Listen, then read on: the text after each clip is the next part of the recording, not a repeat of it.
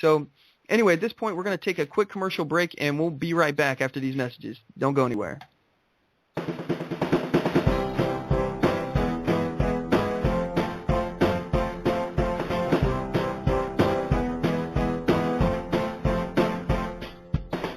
Support On The Move. Help us make this podcast bigger and better. You can do this by going to our store and purchasing one of our hundreds of products. All designs are original and made for patriots like you. Just go to cafepress.com/onthemoveshow. We appreciate your support.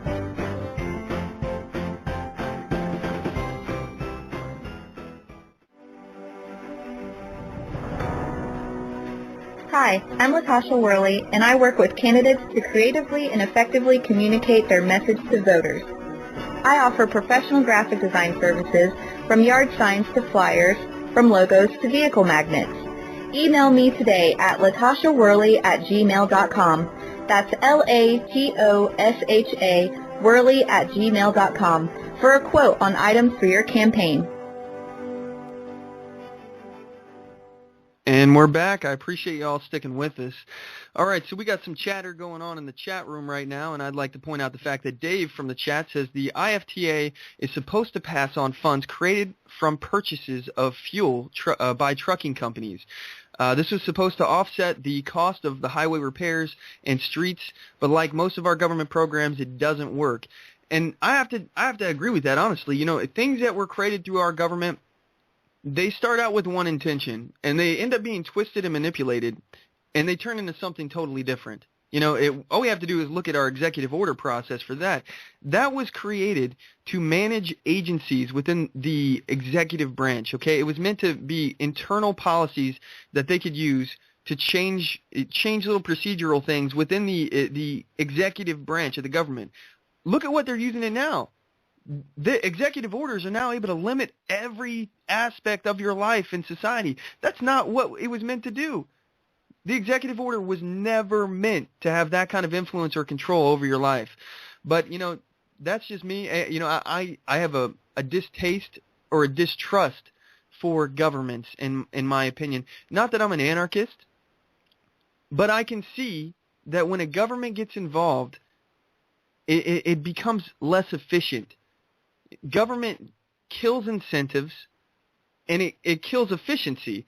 It's a real big problem, you know, and there is need for government. There's an absolute, unequivocal need for government in our lives, but not in every aspect, especially the federal government. You know, the local and state government, they can handle small issues. They can handle, you know, even big issues on the local level, though. But when we start actually having the federal government get involved with issues that could be handled at the smallest level, you know, it begins overreaching and it gets overextended, and they start being in parts of our life that they have absolutely no business being in. So anyway, you know, that's my opinion of that.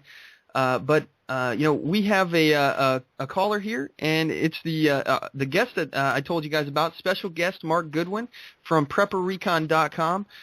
He's now joining us on the show. Are you there, Mark? Can you hear me? Mack, how's it going, man? I'm great. How are you? Doing good, brother. Sounds like you're fighting a good fight there. I appreciate it. Yeah. You know, I'm pretty fired up, man.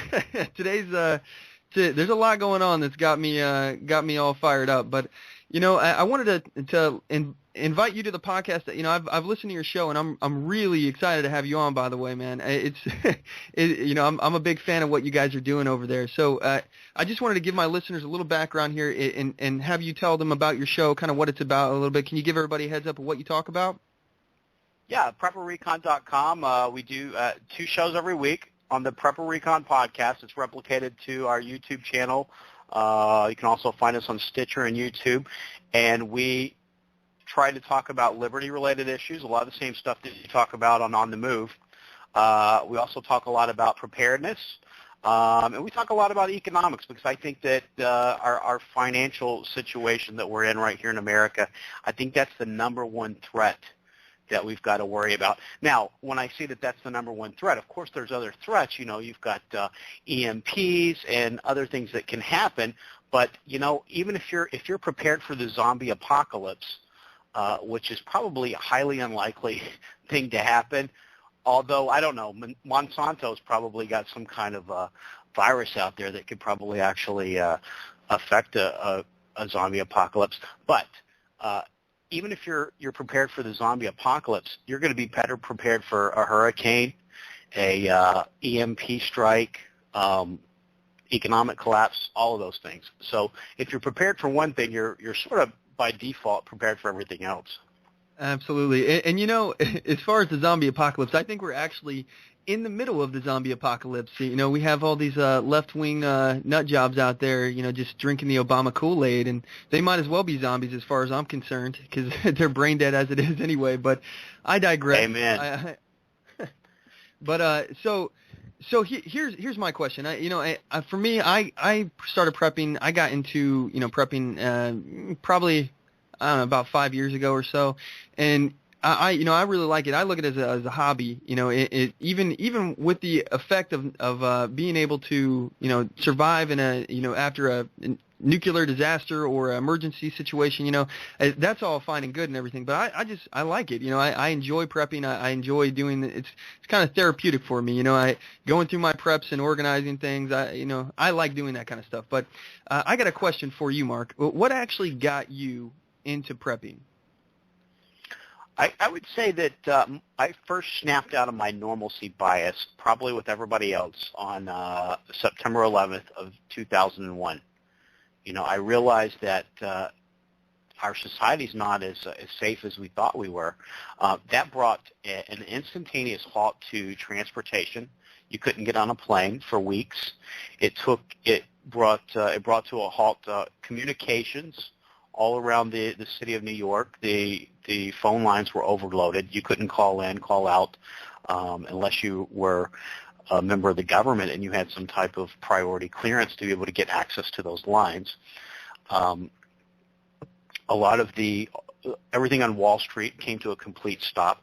They halted trading, which if you had certain types of accounts, if you had a money market account after 9/11 was, because it's regulated by the SEC rather than the FDIC, you couldn't access your money from a money market account. So certain areas of banking came to a halt, and and that was just from those two planes. And of course, worse things could happen. So that sort of first snapped me out of my normalcy bias. I started paying a little closer attention. And then in 2008, when we saw the housing bubble, that really woke me up as well, because I thought, our system really, the wheels just about came off of the entire banking system. And I'm thinking to myself, I didn't see that coming, and I didn't really understand what happened. So after 2008, I really started diving into economics, went back to school, got an accounting degree, all because I wanted to understand money and finance and how all that stuff works. Because prior to going back to school, which I still learned in spite of going to school, because they don't teach you anything in the college system now. Let me tell you what, if you're going to learn, you're going to have to do it pretty much outside of that system. I'm sure if you want to be a doctor or a lawyer or something like that, they're going to give you the relevant information. But in economics, I tell you what, they really don't tell you what's really going on. But I did learn a few things, and I learned about the fractional reserve banking system, and I thought, this entire thing is just one big house of cards. And the more I learn, I kept thinking, I'll finally figure out how this all works and why it's sustainable, and I'll figure out that I just didn't understand. But the more I learn, the more worried I become. Absolutely. And I honestly, I feel like that's how it's been ever since I started getting into this. I keep hoping that I'm all wrong, and I seem like I approach every issue under the assumption that usually I am wrong, and I try to prove myself, wrong. So, but I keep ended up accidentally proving myself right. The more I research the Federal Reserve, the more I research, small things like, for example, all right, my initial reaction, when I started thinking about prepping, okay, was that I'm just gonna bug out and go out to the woods, and I'm gonna get as far away from people as possible. That on the way out of town, I'm gonna hit up Walmart and pick up some stuff, and then I'm gonna go out. I think that's where a lot of people start, and maybe you weren't there, but I know a lot of new people to it start that way, and that's how I was. In the whole conversation we had, and what led me ultimately into preparedness is I was in the military, and I was bored out on a security job, doing security, sitting out watching a nuclear weapons site with a friend of mine, and we're just sitting there all duty day, sitting out there for 12 hours, and the conversation of what would you do if the zombie apocalypse happened right now, and we started talking about that all day long in 12 hours, and the conversation carries over to the next duty day and the next, and then eventually, I started thinking about it on my own, and I'm thinking about these things, and it went from, zombies to all sorts of other stuff, and I like the whole saying, if you're prepared for the zombie apocalypse, you're prepared for anything. I just think that's funny. Obviously I'm not over here thinking about, it actually happening, but, it's interesting to think about. So as far as my question to you, though, are you a bug-in kind of guy, a bug-out kind of guy? Because I think that's a big topic that I changed, and I realized that I was wrong about from the beginning. So what do you think? Yeah, I think you're right, and I think everybody does start out thinking that they're going to go out into the woods and live off of deer and squirrel and rabbits and maybe a few frogs. But that's not realistic, because if everybody does that, we're going to wipe out all the game in 6 to 8 weeks.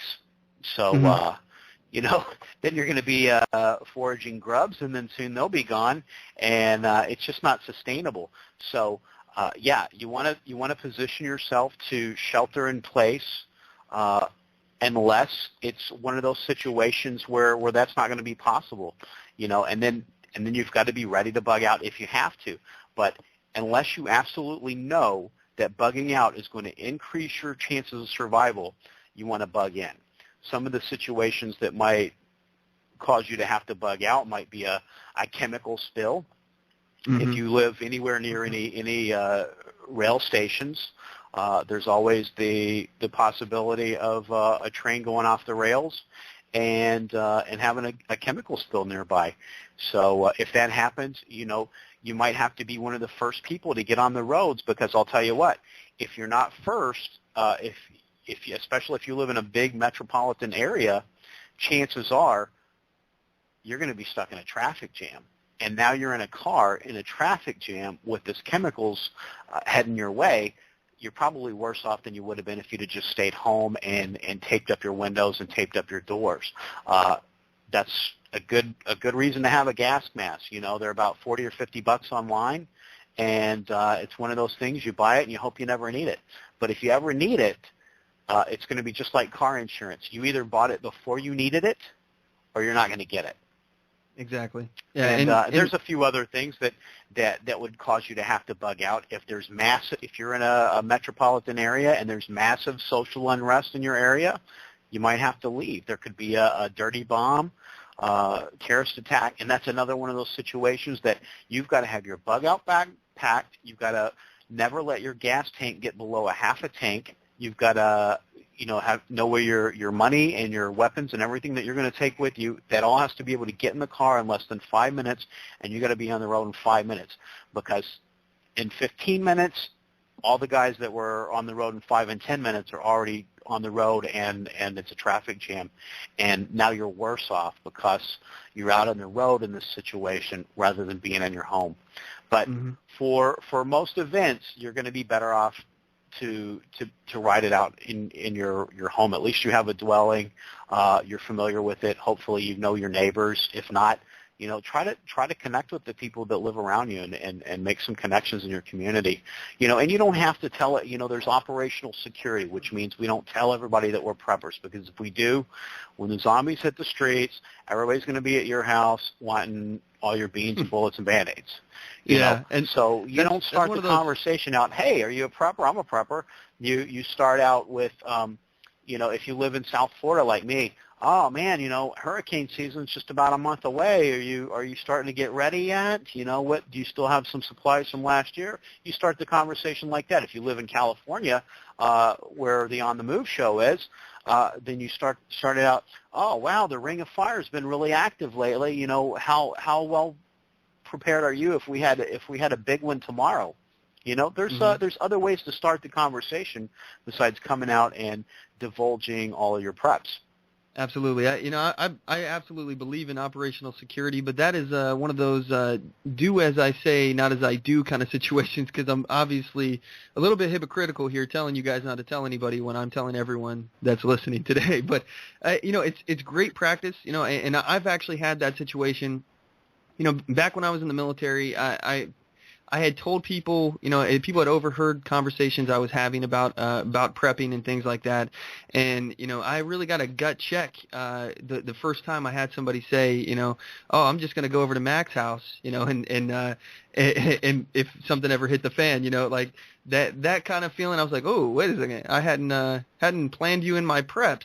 So, now I have a rule, if somebody actually, if you know where I live and you know that I'm a prepper, at that point I have to not only plan for you, but probably at least, 5 other people, because it's unrealistic to believe that one person wouldn't try to, if they knew there was a lifeline somewhere, they wouldn't try to get help from, or get more people help, the help that's there anyway. So, with that said, operational security is a big deal. If you don't want people to know and come to your place seeking that asylum, then you need to not tell anybody about it. But anyway, so as far as tips for preppers and everything, what's something that some big revelation that you had when you first started, that you realized that you had wrong, from the very beginning?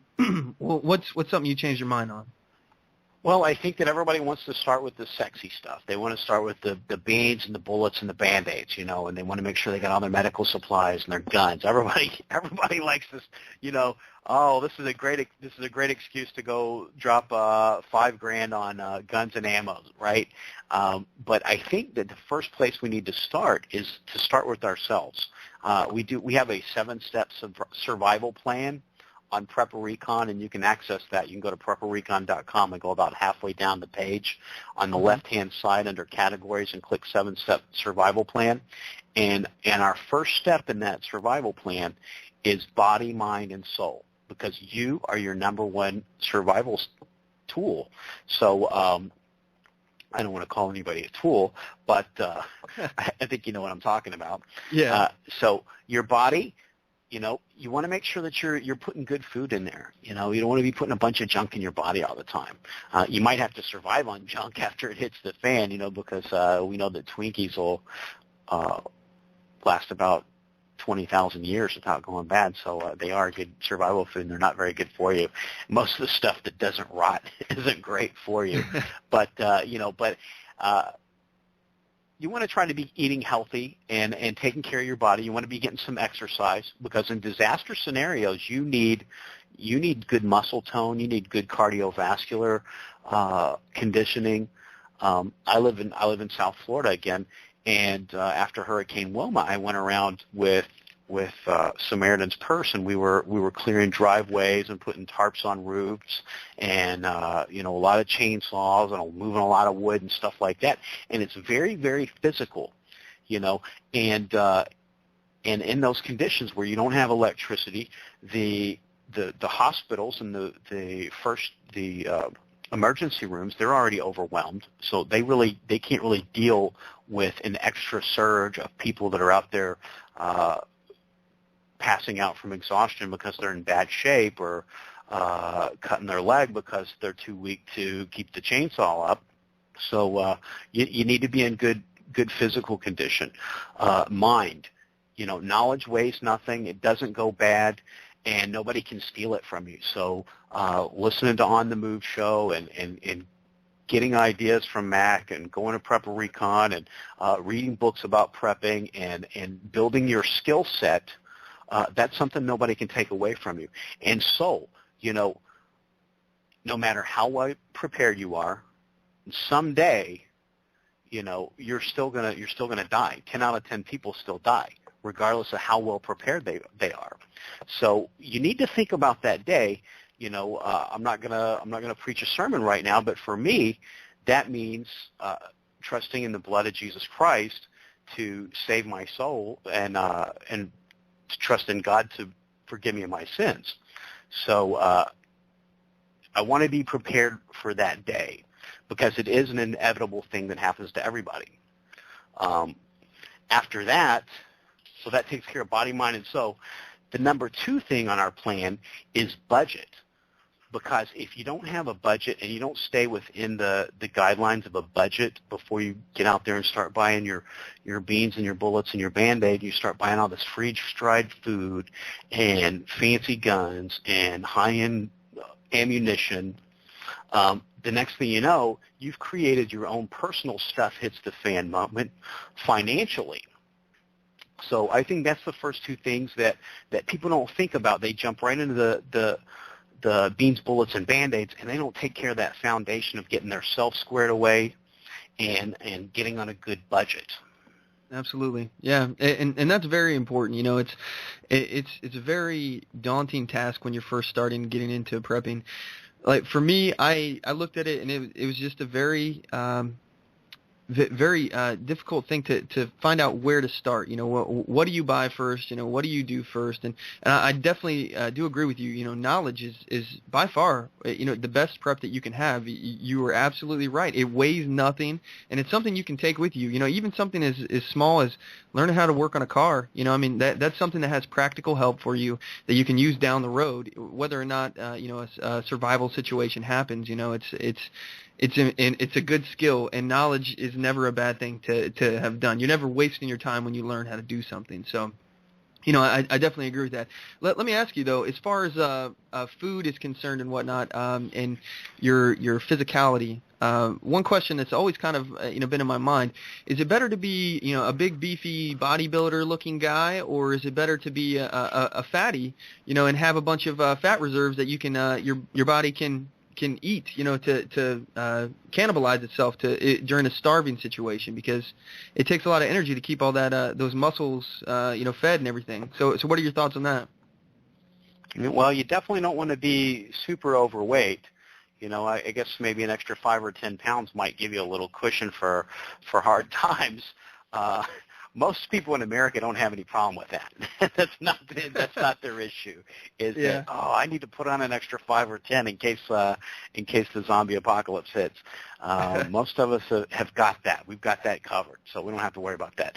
So I think that there's a much bigger risk cardiovascularly to being overweight and putting on that extra stress on your heart and having that's extra stuff you've got to move if you ever have to bug out on foot too.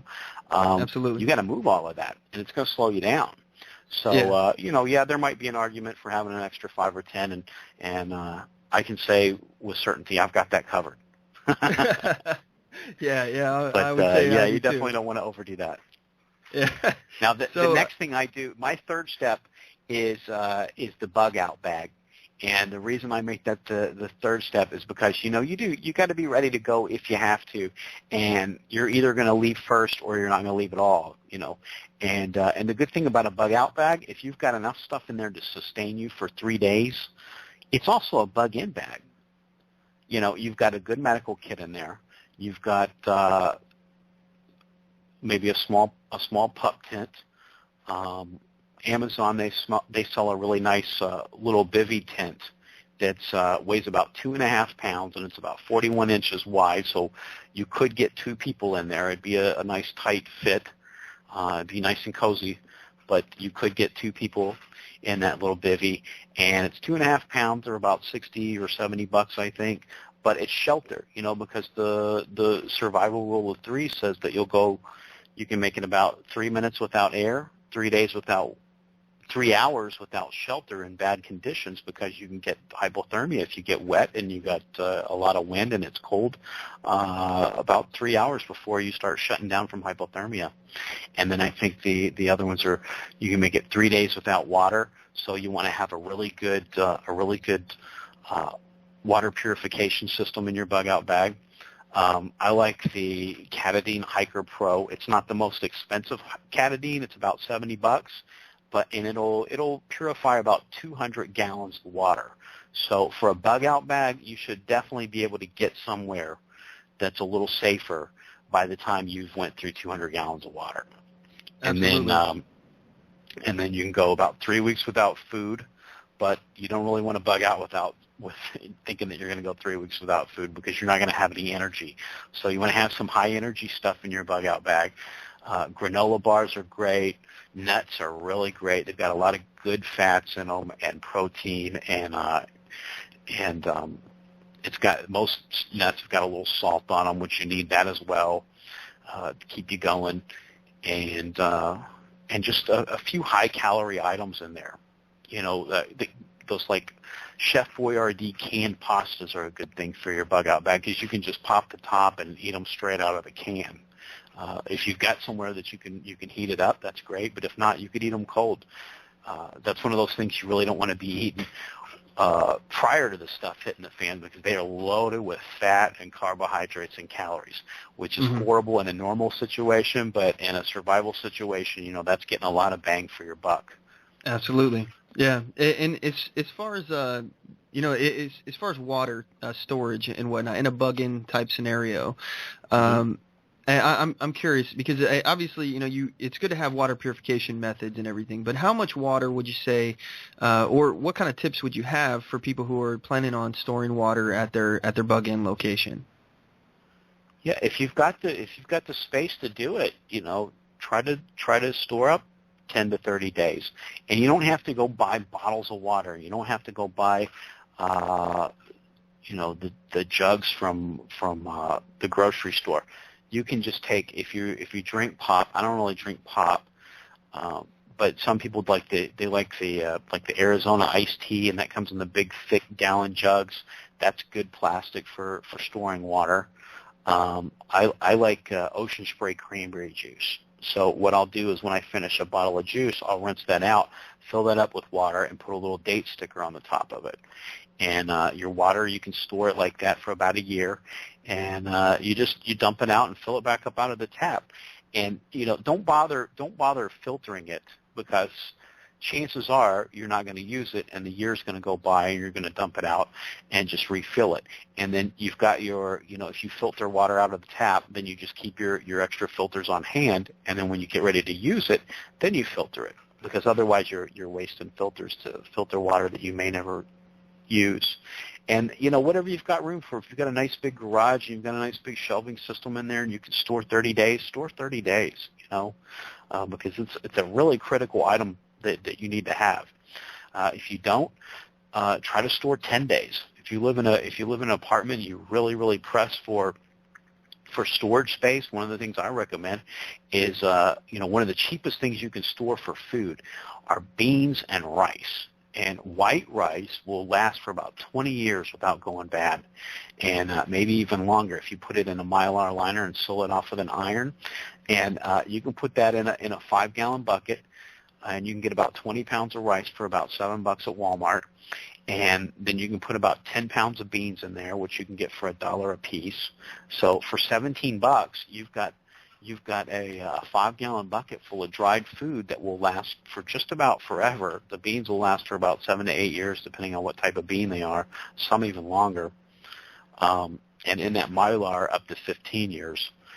And you can take those buckets, pull the base off of your bed, and put 3 buckets at the top of the bed, 3 buckets at the bottom of the bed. That'll elevate your bed, so now you have more storage space underneath. And so underneath there, you can keep your bug out bag, you can keep 10 gallons of water, and it'll really stretch your storage space. And those buckets will keep one person alive for about 20 days.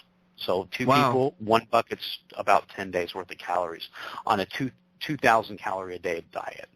Which, that's pretty good. You know, most guys actually consume a little bit more than 2,000 calories a day, maybe 2,500, maybe some 3,000, but you can stay alive on 2,000.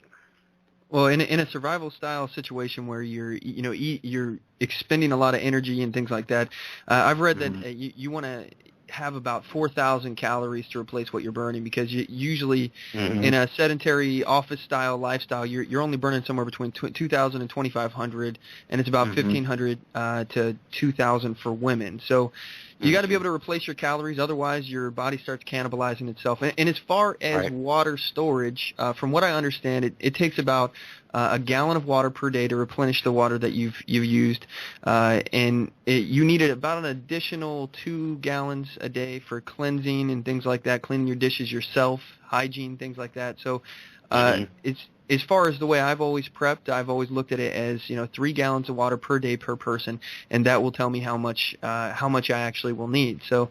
And I definitely agree with you on the white rice thing. I personally I like that. That's a good prep to have. It's cheap. It's easy to store. You don't have to do anything. And about a cup of rice will fill you up like really, really well. So. So as far as firearms, I'm a big gun guy. I love guns, and obviously, everybody loves their Gucci guns that they get from prepping and things like that. But as far as firearms, what's your favorite firearm? And what would you, if you had to bug out, and you could only pick one of your guns, which one would you grab? I think a Glock's a good thing to have for the bug out, because you do want something concealable, especially if you're having to move through a metropolitan area. You're gonna be raising a lot of unwanted attention if you're running around with your AR-15 or even your shotgun. One of the things about like the Mossberg 500 is that you can pull the barrel off pretty quick. It's just one screw that on the top of the tubular magazine that will pull the barrel off, and if you've got the pistol grip on that, you can actually stow that in a relatively tall bug-out bag. But now it's not accessible and it's not usable. You're going to have to stop, put it together, and then be able to use it. So if it's just for the bug-out and you're trying to get from one location to another, then the Glock's the thing to have. Now, if for some reason you're going to try to do the thing where you're going to go out into the woods and try to live on deer and squirrel and rabbits until they're all eaten, then maybe the Mossberg 500 is the thing for that. And the good thing about the Mossberg is it's great for home defense, and you can get the long hunting barrel, and then you can get the short home defense barrel, and they sell a lot of aftermarket stuff for the Mossberg 500. You can get the pistol grip, or you can get a tactical stock. They make a lot of stuff for it. You can get flashlight attachments and things like that for it. I like the shotgun. I think the shotgun is a very versatile weapon. It has a lot of uses. It's great for home defense. It's great for all sorts of stuff. And actually, as far as concealing your long rifles and things like that, I've actually recently got onto a company called Eberly Stock. I'm not getting paid from Eberly Stock, just so everybody knows. But Eberly Stock backpacks, they are tactical style backpacks that they have scabbards that you could put your rifle in and cover it up, and no one will see it. No one's the wiser that you got this thing on your back. And as long as you don't have a camouflage style backpack, nobody's really paying much attention to you or anything. So I personally, I like the gray man philosophy, of blending in, not letting people know, that you're, what you're doing, that you're a threat in that situation, or that you're able to defend yourself, or that you have anything, things like that. I like looking normal, but I think the Eberly Stock backpacks add another dynamic to it, because obviously you want to take a battle rifle or a shotgun if you can, or at least have your rifle concealable and accessible if you need it. So there's a lot to be said. It's great. The best case scenario is you've got all three, but having that concealable pistol that you can get to in a hurry if you're approached by people that mean you harm, that's a game changer right there. Absolutely. Yeah. There's nothing that you're going to be able to access as quickly as a pistol. I definitely agree with you on that. That's definitely a big boon to your preps if you have that. So, anyway, at this point, we're going to take a quick break. Would you mind holding and sticking around for the next segment, Mark? Or no problem. You got to take off? Oh, okay, cool. I'll be awesome. here. So, All right, we'll be right back after this commercial break, and it should only be about a minute, so don't go anywhere, everyone.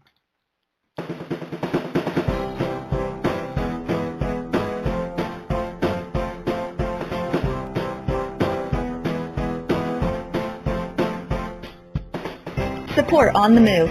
Help us make this podcast bigger and better. You can do this by going to our store and purchasing one of our hundreds of products. All designs are original and made for patriots like you. Just go to cafepress.com/onthemoveshow. We appreciate your support.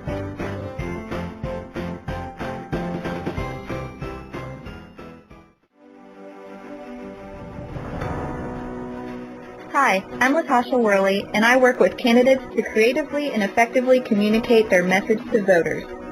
I offer professional graphic design services from yard signs to flyers, from logos to vehicle magnets. Email me today at latashaworley@gmail.com. That's LATOSHA Worley@gmail.com for a quote on items for your campaign. And we're back. I appreciate y'all sticking with us. If you want to join the conversation today, we have Mark Goodwin from the Preparedness.com, and it's actually Preparedness.com. And you can give us a call at 619-924-0986. Again, that's 619-924-0986.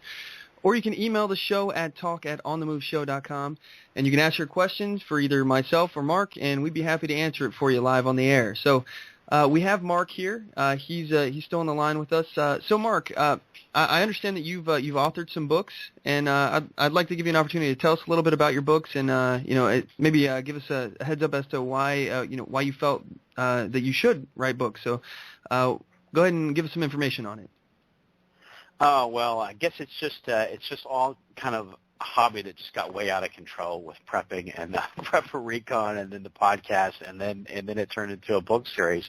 And I'm currently working on my third book, which is the last book out of a trilogy. The first two books are already available, and the name of the series is called The Economic Collapse Chronicles. So that's pretty self-explanatory of what it is, but it is a fictional account of an economic collapse in America, and I really try to dig into the economics, and I try to dig into the politics that I think are behind what's coming down the pike. So, there's a lot of other books out there that are sort of in that genre. I'm sure you're probably familiar with James Wesley Rawls and other authors like that. But I did try to really, really address the economics, because a lot of people they're not going to read an economics book. I've read some economics books, and they're just sleepers, and it's hard to get through. I read Rogoff and Reinhardt's This Time is Different. I've read a couple of books by Doug Casey and some other folks that write on economics and things like that. And there's a lot of great information, but a lot of people won't pick those books up, and they just won't read them. So I try to take a lot of that information that I've learned from some of these other great authors. Nerio Rubino, he's also wrote some books about the collapse and Crisis Economics, I think, was the name of the book I read by him, and I tried to compile all of that and put it into a fun fictional plot that people would enjoy reading. And so I think that I was fairly successful in doing that. Book one of the Economic Collapse Chronicles was called American Exit Strategy, and it hit number 12 on dystopian fiction out of Amazon's top 100 for dystopian fiction. And then book two, American Meltdown, hit number 11 in Amazon's top 100 for dystopian fiction. So I'm hoping to get on the top 10 list for the third book. Yeah, well, I'm really excited about reading your books. You sent me a copy of them, and I'm pretty excited. I've read some other stuff, some fictional accounts of like emergency preparedness stuff. One book in particular I really enjoyed was World War Z. That was one of my favorite kind of preparedness, zombie apocalypse style books. Those kind of things are really interesting to me. I'm a big nerd when it comes to this kind of stuff. I really enjoy it. I enjoy all things prepping. So. as far as I'm concerned, I'm really excited to check out your stuff. And where can people go to actually get a copy of your book? You can go to PrepperRecon.com, and then I've got links to purchase them through Amazon on the left-hand side, or you can just go straight to Amazon. But if you're already on PrepperRecon.com, then the links are right there. But you can go on Amazon, and you can either type in my name, Mark Goodwin, or you can type in the name of the series, The Economic Collapse Chronicles, or because I think there's more than one Mark. There's several Mark Goodwin authors. I guess it was a popular name for authors. But you can put in American Exit Strategy, or you can put in American Meltdown, and I think that they're the only two books that will come up for those titles. Okay, great. And they're available for Kindle if you're a Kindle person, or they're in paperback. I am not either. I don't really read a lot, despite being an author. I consume my information when I say I've read a lot of books. Most of if they're available in audio format, then I'll get them in audio format, and I'll put them in my MP3 player and listen to them while I'm going to the gym or doing yard work or commuting and doing all those things where your brain doesn't necessarily have to be involved. And I think that audiobooks are just a great way to be learning and be thinking during other time that would normally just be sort of downtime for your brain. So they're available in audio format through Audible, and then you can also get that access to through Amazon. Awesome. Yeah, I'm personally a big fan of audiobooks. So, I love to listen to those, and I look at those the same as like podcasts and stuff like that. Like this show, and other shows. I'll download podcasts like yours and other people I listen to, like for example Johnny Rocket, Sounding Off with Tank and Tony, those things like that. I'm a big fan of downloading podcasts and listening to them while I'm I'm in the car, or listening to them while I'm at the gym, like you said. Those are really helpful places to do that. And you can add in audiobooks. It's a great way to knock books out if you don't have the time to sit there and actually read it, or you're engaged in a task that would prevent you from reading, like driving or something like that. These are really helpful tools that you can use. So anyway, as far as your show, Prepper Recon, you broadcast twice a week. When can my listeners check out your show? We put up a new show every Monday and every Wednesday typically, and we've had a lot of guests from the preparedness community. We've got Glenn Tate's been on there several times. We've had James Rawls has been on there. Southern Prepper One's been on a few times.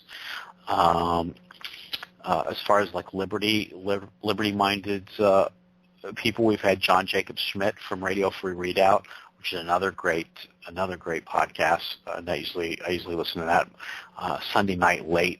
He comes on. We've had Glenn Tate. I think I just mentioned him. We've had Fox 519, who does the Eye on the Economy for Radio Free Readout. Doug Casey, he's been on talking about economics. Some other people that have talked about economics. We've had Jerry Robinson, who does Follow the Money podcast. We've had For Fall has been on the show before. He actually lived through the economic collapse in Argentina, so that's a great interview because you get to listen to somebody that's actually done it.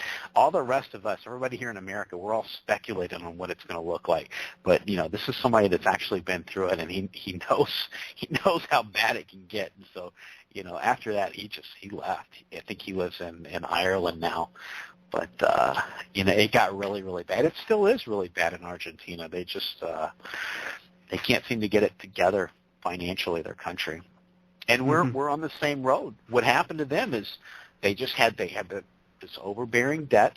They didn't have any way to pay it off. At some point, you can't raise taxes anymore because people will just say, well, if I'm going to pay 75% in taxes by the time it's all said and done, I'll just stay home.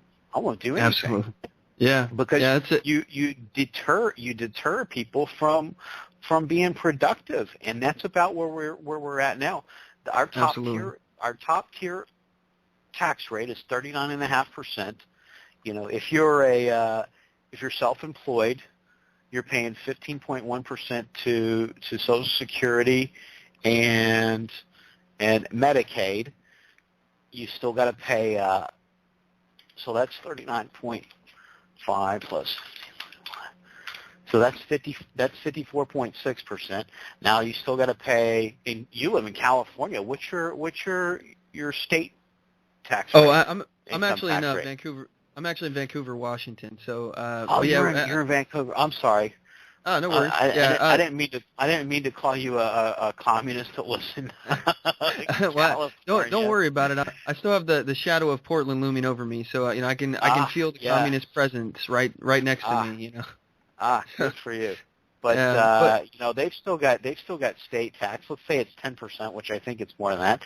So now that we're at 66, now they've got state sales tax. My state sales tax here in Florida is 6%, which is not really high. That's pretty average.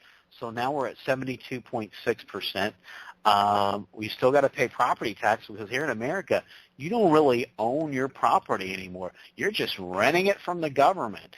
And it's just like a serfdom. It's just like when you had the feudal lords that actually owned the property, and the best you could ever be was just a tenant that paid rent, that made money on that land and paid rent. You could never, ever, ever achieve the point to where you actually owned property. And that's essentially where we're at in America, because you've got to pay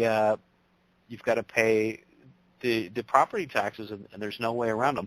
So now we're somewhere around the 75% mark, and out of that 25% that's left over, you're going to have to buy health care here in America, and if you don't, then there's going to be another tax. It's going to be another fine for that.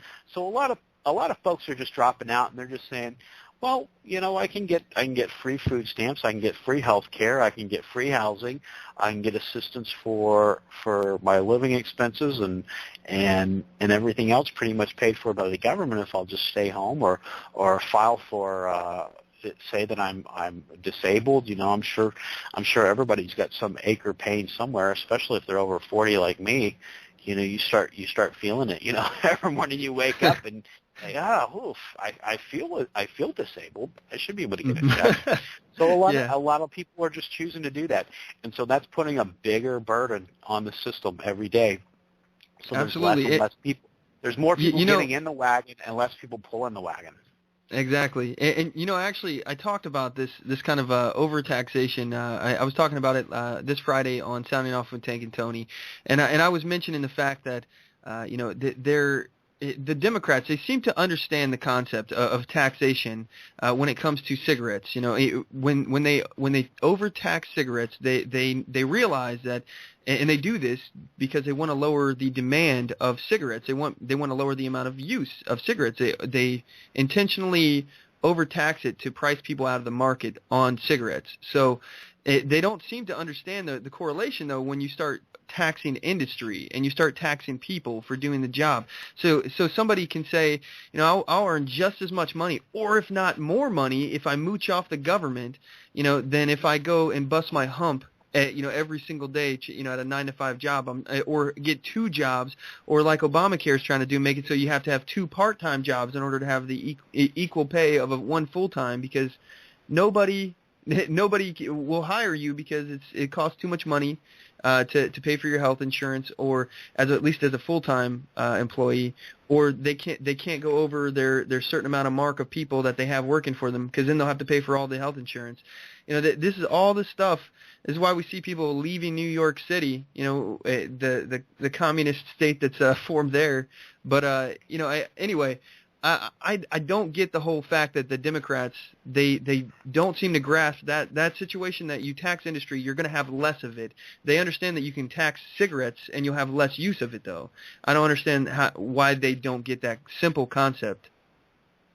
And then the other side of that coin is if you subsidize something, you're going to get more of it. If you subsidize corn, farmers are going to grow more corn. If the government wants to put a little kicker in for dairy farmers, then you're going to get more people raising milk cows. Now, the same thing happens for irresponsible pregnancies. The same thing happens for disability, unemployment checks, all the way across the board. Anything that has to do with mooching, if you subsidize it, you're going to get more of it. So if you tell a woman, well, if you'll not get married and you'll have 4 children, and that's your maximum payout right there, then you'll get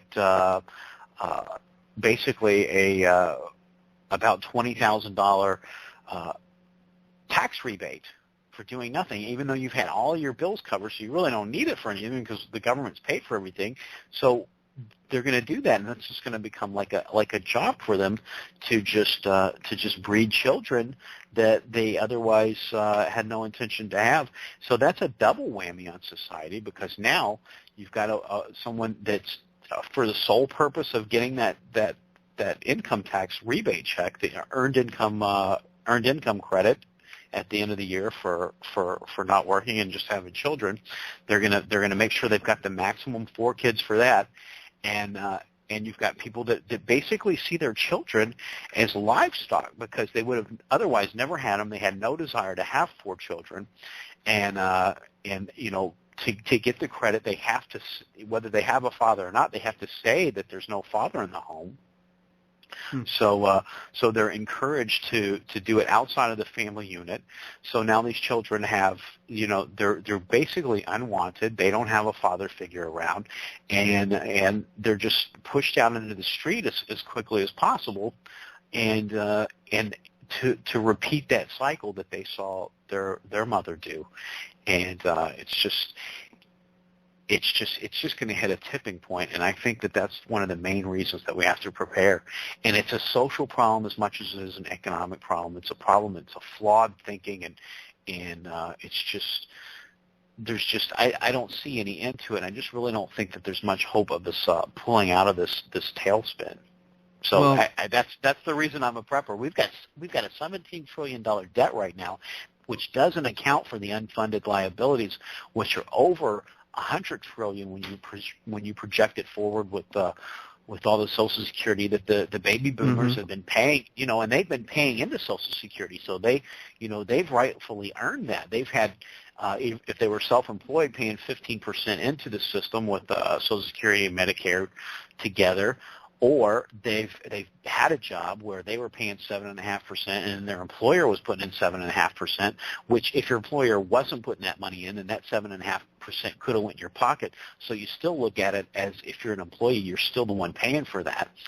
So, you know, they deserve that money. They earned it, so they should get it back, but they're not going to get it back, and they're not going to get it you know, it's going to be when you calculate how much they put into that system, what they're going to get back, it's going to be just pennies on the dollar, just like Detroit, because we're bankrupt, and you know, this is going to push up the interest rates, which is going to make that debt unserviceable.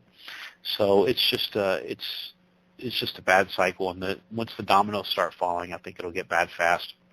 Exactly. Yeah, and I got a question for you. You know, have you been following the situation in Ukraine and with Russia's involvement and everything? Yes. What are your thoughts on that situation? Well, I think it's just I think it's a mess.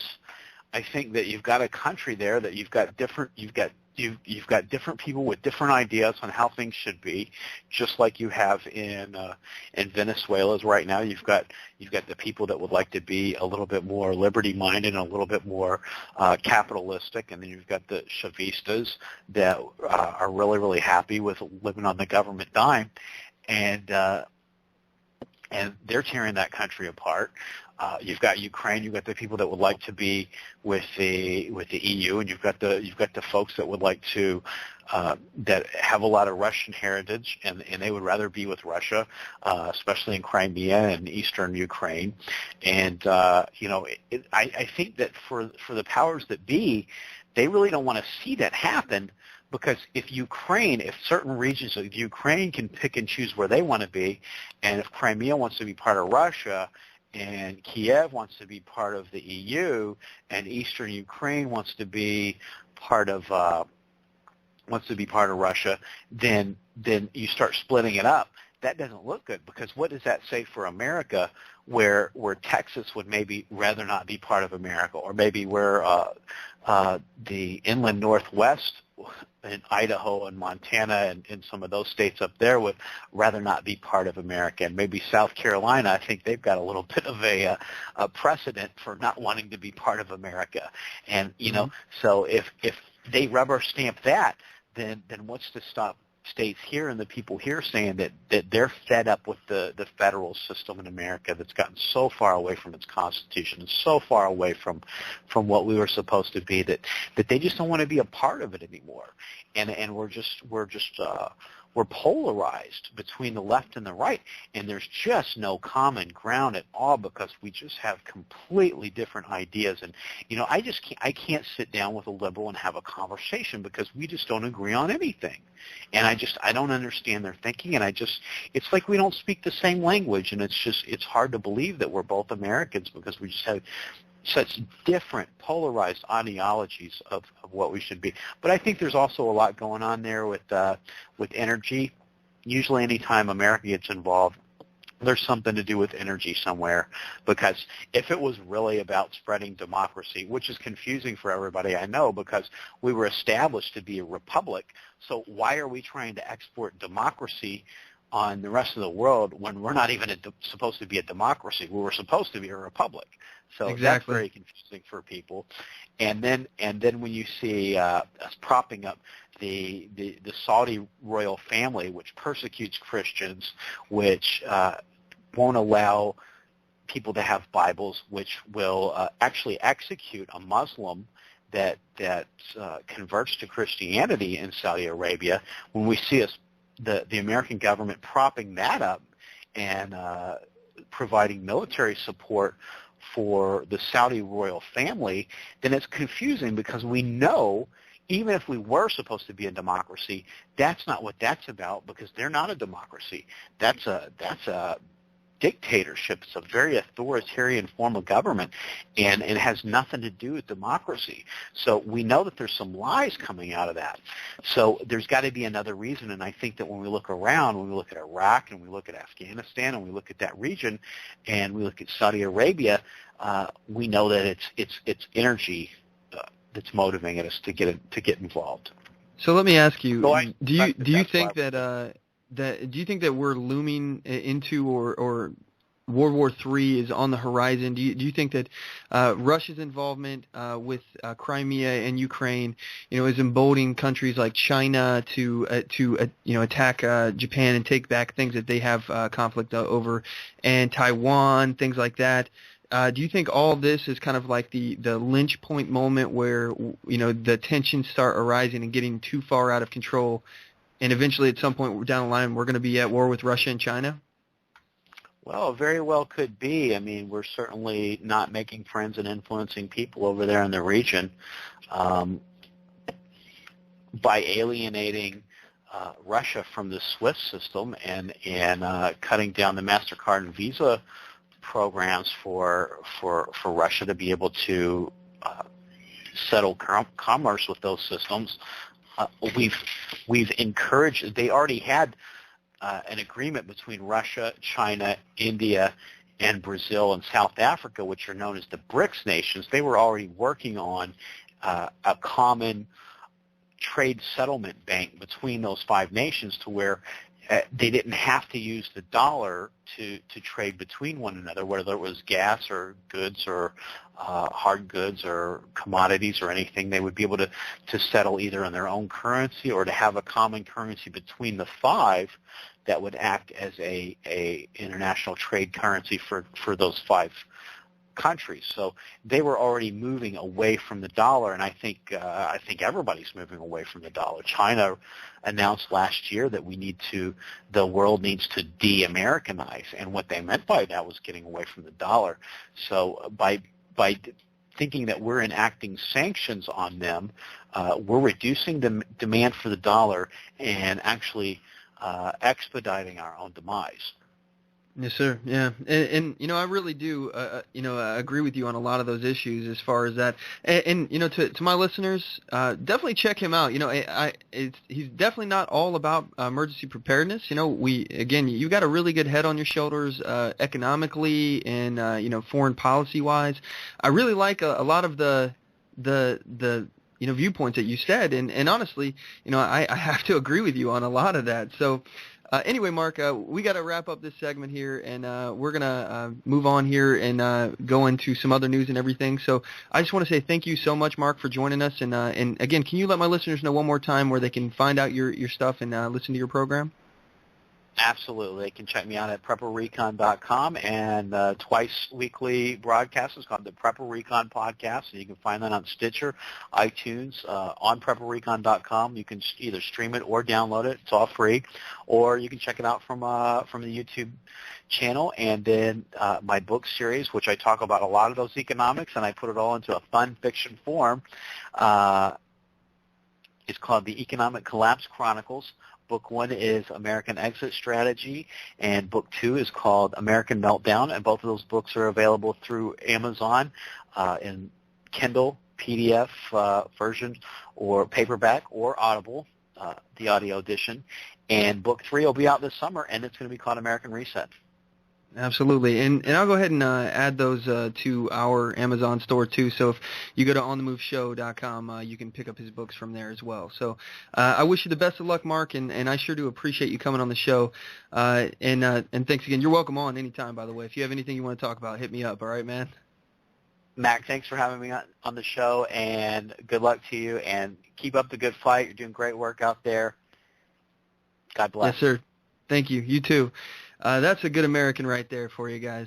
So when we get back from this commercial break, we're going to be entering into the Mack attack, and we're going to be talking about Clive and Bundy's racially charged comments. So don't go anywhere.